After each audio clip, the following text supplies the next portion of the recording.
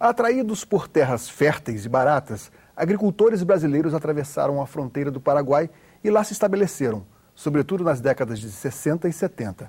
Hoje, os chamados brasiguaios temem ser expulsos de suas propriedades. O senador Sérgio Souza, do PMDB do Paraná, defende uma solução negociada entre os dois países para evitar o conflito. Ele é o convidado do nosso programa.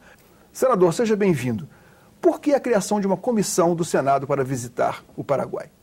Bom, Paulo, eu sou um senador que representa o estado do Paraná. Grande maioria daqueles que estão hoje no Paraguai, descendentes de brasileiros ou brasileiros que para lá migraram, são paranaenses. Conheço muitas famílias que lá se estão. E temos uma preocupação de que no Paraguai há uma instabilidade no que diz respeito ao direito à propriedade. Nos parece que há uma sobreposição de títulos de terras e muitos desses adquiridos até do próprio governo e às vezes não reconhecido pelos cartórios, pela justiça paraguaia, porque na época da ditadura do presidente Stroessner, principalmente, onde houve a maior parte da migração dos brasileiros para lá, alguns títulos dessa época são questionados. Então, com esta preocupação de que pode não haver uma segurança jurídica ao direito à propriedade, aqueles cidadãos que são hoje muito mais brasiguaios ou muito mais paraguaios do que brasileiros, porque desses quase 350 mil brasileiros e descendentes de brasileiros, a grande maioria já são nascidos no Paraguai e, portanto, são paraguaios. Então, nosso temor é de que não seja garantido o direito desses cidadãos do cultivo, do labor da terra que eles adquiriram e transformaram-a em produtiva nessas 4 décadas que eles estão naquele país. E qual é a situação hoje, exatamente, desses brasiguaios? Bom, a situação desses cidadãos, ela está nessa instabilidade da segurança jurídica do direito à propriedade. Em 2005, uma lei paraguaia reconheceu o direito de todos aqueles cidadãos estrangeiros que se passaram a residir naquele país e adquiriram terras, reconheceu o direito à propriedade. No entanto, deixou para a justiça julgar se o título que ela tem é um título legal ou não. Agora, no final de 2011, o presidente Lugo regulamentou essa lei e redefiniu uma área de fronteira. E nesta área de fronteira, nas medições das terras ali existentes, houve-se uma deixa, vamos dizer assim, de que haveria excesso de terras dentro de uma mesma propriedade. Por exemplo, uma propriedade de 100 hectares, no documento poderia ser que ela tivesse 200 de fato. E aí, movimentos sem terras, como campesinos e principalmente os carpeiros, passaram a migrar para aquelas regiões e reivindicar essas terras possíveis de ser em excesso ao título daquele proprietário. Mas isso, de fato, ninguém sabe se é certo ou não e jamais foi verificado in loco. O que há no Paraguai é uma desorganização no que diz respeito ao cadastro de propriedades. Nós temos no Paraguai 5 órgãos de registros de propriedades. No Brasil, nós temos 2 para áreas urbanas, para áreas rurais, e temos 1 para a área urbana, né? Só temos o cadastro lógico, além do órgão municipal, no cadastro urbano, nós temos no cadastro de registro de imóveis. E na área rural nós temos no cadastro do ITR, que é do Instituto de Terras Rurais, e temos também no cartório de registro de imóveis. Imagine você 5 órgãos fiscalizando a mesma coisa. E não há um controle, uma interligação entre esses órgãos. Então, há um vazio jurídico e há uma superposição de leis, seria isso? Não seria superposição de leis, seria uma superposição de títulos. Na mesma propriedade pode chegar a ter 10 títulos. Porque um cidadão descobre que há 100 anos uma família dele passou por aquela região, ele vai até um cartório e consegue fazer um título ou resgata, às vezes, algum documento que daria direito a ele àquela propriedade.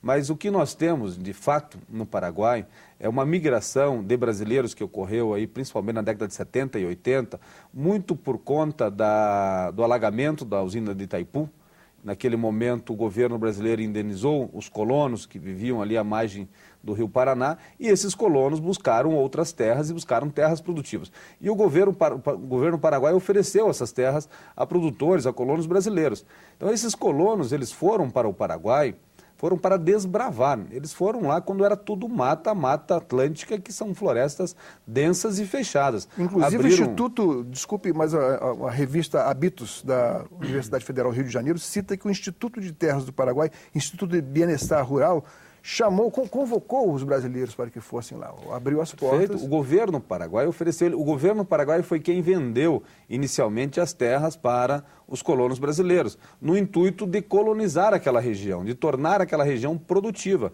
E o brasileiro, Paulo, ele é um cidadão desbravador nato, com a sua colonização, principalmente europeia e asiática, aí nos restringindo ao Japão, que vieram ao sul do país para cultivar o solo, para plantar café, para plantar cana-de-açúcar, depois o milho, o feijão e assim por diante. E a agricultura tomou essa importância de commodity mundial e as famílias cresceram e não tinham mais terras para cultivar, até mesmo pelo advento da mecanização e da modernização, da tecnologia, e foram buscar novas fronteiras. O sul do país abriu o Mato Grosso do Sul, abriu a Rondônia, o Mato Grosso, o Piauí, agora estão agricultores sulistas na Bahia, no Tocantins. No sul do Maranhão também. No sul do Maranhão, novas fronteiras agrícolas. Você vai ver muitos gaúchos, paranaenses e catarinenses em todas essas regiões. Agora, essa migração dos agricultores para o Paraguai também ajudou, de certa forma, a reduzir as tensões do campo aqui no Brasil. De certa forma, sim, né? Porque você veja, no Paraguai tem vastas áreas produtivas onde os brasileiros chegaram, se instalaram, abrindo estradas, derrubando a mata, tornando aquela terra produtiva, construindo cidades, vilarejos, levando a sua cultura. Hoje é comum você ver em algumas cidades do Paraguai políticos descendentes de brasileiros. Eu falei recentemente com um prefeito de uma cidade de lá que é descendente de brasileiros. Então, não é mais um povo brasileiro que mora lá, é um povo paraguai com descendência brasileira, como aqueles descendentes de italianos, de alemães, que moram aqui no Brasil, por exemplo. Que para cá vieram ainda na virada do século XIX para o século XX. Agora, de que forma o Paraná, que tem feito um trabalho de assentamento rural, tem feito um trabalho de reforma agrária, a experiência do Paraná pode ser, já que geograficamente é bem próximo do Paraguai, pode ser, o que o Paraguai teria a aprender com a experiência da reforma agrária no Paraná? O Paraná, ele é o estado mais produtivo do país. Nós somos responsáveis por pelo menos 25% de toda a produção agropecuária desse país. E temos tão somente 3% do território nacional.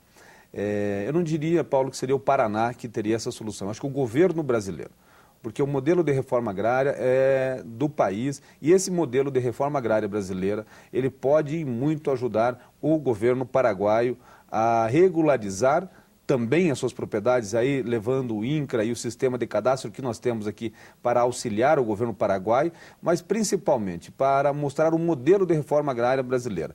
Que nós temos um bom modelo de reforma agrária no Brasil que tem dado certo, onde milhares e milhares de famílias têm sido assentadas nos últimos anos e têm se fixada ao solo, que esta é a parte importante. No Paraguai já houve alguns assentamentos, milhares de assentamentos. No entanto, as pessoas não se fixam ao solo, porque não basta você dar a terra ao cidadão. Você tem que dar condições de ele sustentar e de ele cultivar a terra. Porque o cidadão, para ele cultivar, porque a agricultura ela é uma atividade cara. Para você plantar e colher é uma atividade cara e você precisa de financiamento. E não basta você ter a terra para ter o financiamento, você tem que ter as garantias e tem que ter a cultura. E você precisa de maquinário. Você precisa morar na propriedade, precisa construir casa, precisa de energia elétrica, precisa de estrada. Então você tem toda uma série de fatores que têm que ser envolvidos na reforma agrária conjuntamente com a distribuição das terras. Então hoje, por exemplo, a invasão ou a ameaça de invasão de carpeiros às terras dos brasiguaios, daqueles que cultivam a terra no Paraguai, é fácil, porque lá está uma propriedade produtiva, um solo com uma alta produtividade, tem um trator na propriedade, tem uma sede, tem um silo, tem energia elétrica, tem estrada, está próximo a uma cidade, tem toda uma logística, uma infraestrutura.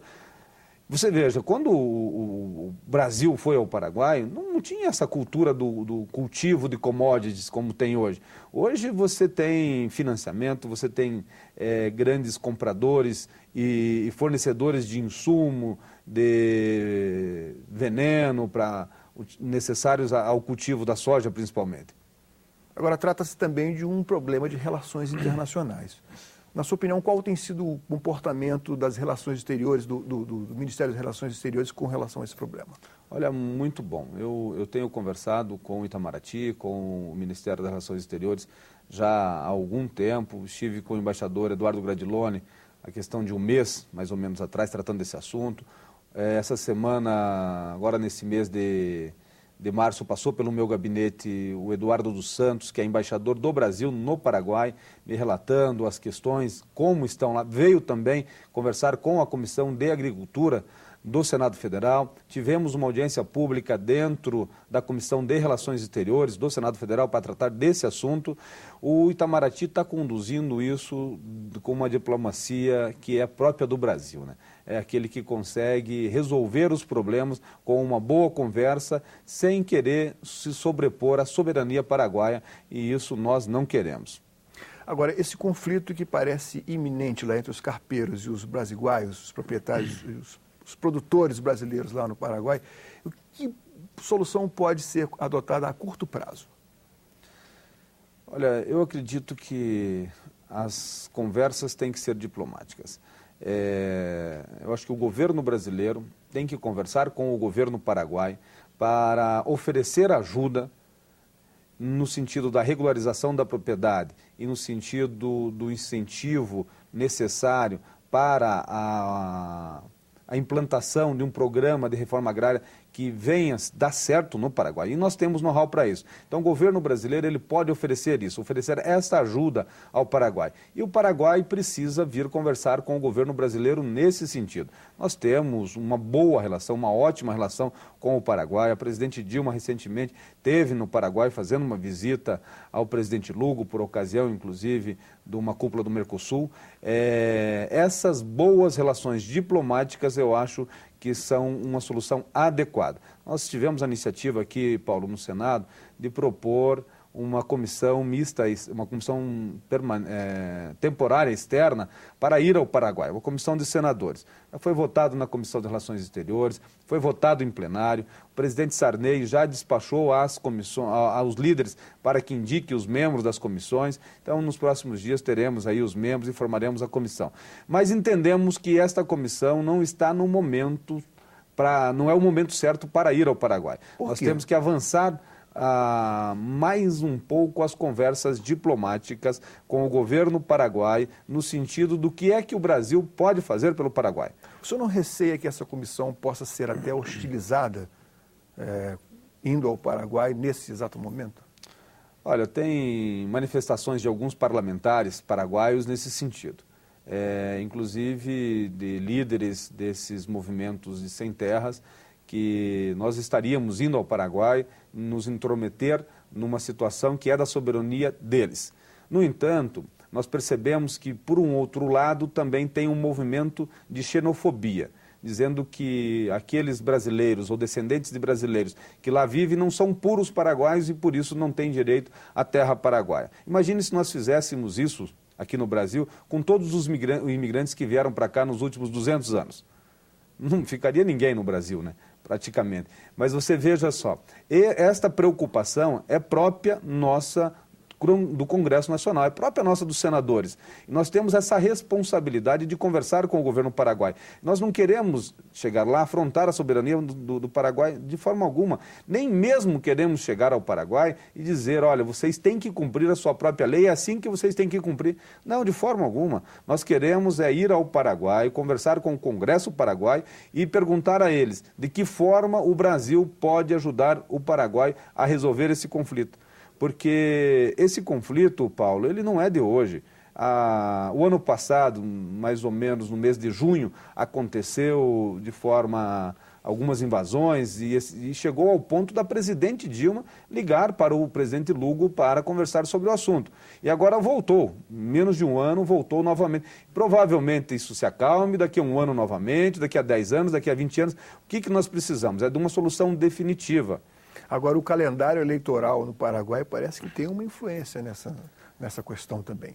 Tem. Porque há um contingente, os carpeiros, não só os carpeiros, mas a questão da propriedade da terra, como o senhor mesmo falou, a hostilidade com relação à xenofobia, com relação aos brasileiros que não são. O próprio termo, brasiguaios, é um termo assim, que quase significa apátrida. Nem são mais brasileiros que não estão aqui, mas não adquiriram a plenitude da cidadania paraguaia. Então o calendário eleitoral pode ser um complicador também. Nós temos aí o termo brasiguaio, ele é utilizado tanto para os paraguaios que moram no Brasil, e são aos milhares também, principalmente na região de Mato Grosso, e para os brasileiros que estão lá. Mas a proximidade com as eleições que ocorre, se eu não me engano, em abril do ano que vem. Mas o processo eleitoral já se iniciou. Lá não tem reeleição, o presidente Lugo não vai à reeleição e também manifestou a sua vontade de não concorrer a nenhum cargo, e ele tinha uma pretensão inicial de concorrer ao Senado, mas não vai concorrer ao Senado.